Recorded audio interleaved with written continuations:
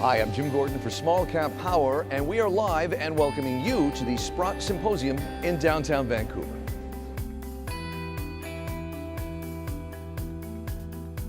We are fortunate enough that when we come to do these events that we get a sprinkling of all types of folks in the business, but we also get to talk to the journalists who sit on the sidelines at times and help you through what's good, not good, where to go and what not to do, that kind of thing. We're joined right now by Kerry Lutz, who, I love this site you have, Kerry, financialsurvivalnetwork.com. You are a journalist, and I like this as well, recovering lawyer. It's something you never quite fully recover from, but we can only try and hope. Well, I like that you're out in front of that and saying you acknowledge that right off the bat. Okay, let's start right now with a breakdown for folks watching of this website of yours. Okay, so pretty much it's podcast based. Podcasts, you download them on iTunes, and we've interviewed thousands of experts, leading experts, guys like David Morgan, Mickey Fulp, you name it. We've had everybody from the sector on, get their views, get their thoughts, what's going to happen in the future, and then probably do the opposite because they're never right. Well, what's the line also that when you talk to economists, they've predicted 9 of the last 5 depressions? Is that yeah. Yeah, well, if we were that good, if they had been that accurate, I could have made a lot of money. But unfortunately, they're not even as good as economists. But they're good friends. Everybody that I interview, it's a community here. Mm-hmm. What people don't realize is, this is pretty tightly knit. Sure. Everyone knows everyone.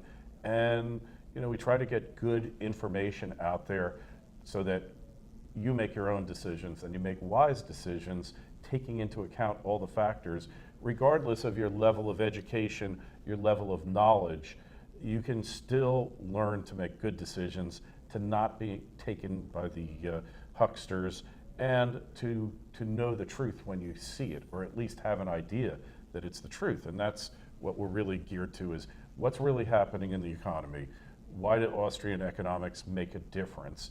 And how can it make a difference for you on the positive side? And so you can cross the landscape of experienced people, but also for, say, a first-timer that's dipping their toe into the market, they can go to your site and you can guide them through with your knowledge. Yeah, absolutely. It becomes a learning process, a journey.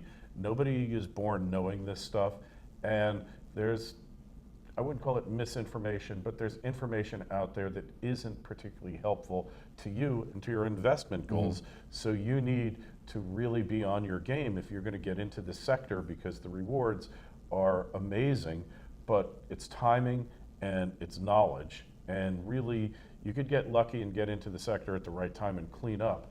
But generally that doesn't happen. You're going to have to acquire the knowledge, find the right people, the people who can lead you to the right stocks, and then you're going to have to try to do the timing on your own, because one thing I've learned is there's very few people who can time these markets. Sure. With any degree of accuracy or profitability. I like your line here. We're going to talk about the mining sector, and you have a quote here, "I'm trying to make mining great again." Can you talk a bit about that? Yeah, well, so we've gotten into this mindset in the Western world, particularly in the US, but to a lesser degree in Canada and all of Western Europe, is that extreme environmentalism. I'm not talking about, hey, we all want clean water, clean air, but if we want our modern conveniences of life, if we want to be able to drive places, have internet devices, and have technology, and hopefully make our lives better, mm-hmm. the extractive industries are essential to our current way of life.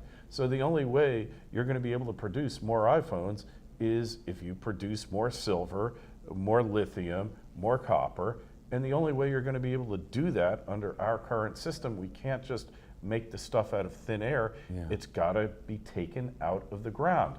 Now, it's got to be taken out of the ground responsibly. It has to be taken out of the ground with a view to the future, but it has to be done if we want to continue the way we're going. Otherwise, we'll have a bunch of Luddites trying to bring us back to the wonderful 19th century. And I don't know about you, but I'm not willing to give up my air conditioning or my iPhone to get there. No, I got to agree with you on that one for sure. It's Kerry Lutz. You check out the website, podcast from financialsurvivalnetwork.com. Journalist, and I like this, recovering lawyer who now makes his home in South Florida. Yes. Excellent, from New York. Kerry, thanks for joining us here today. Thank Cheers, you. Man.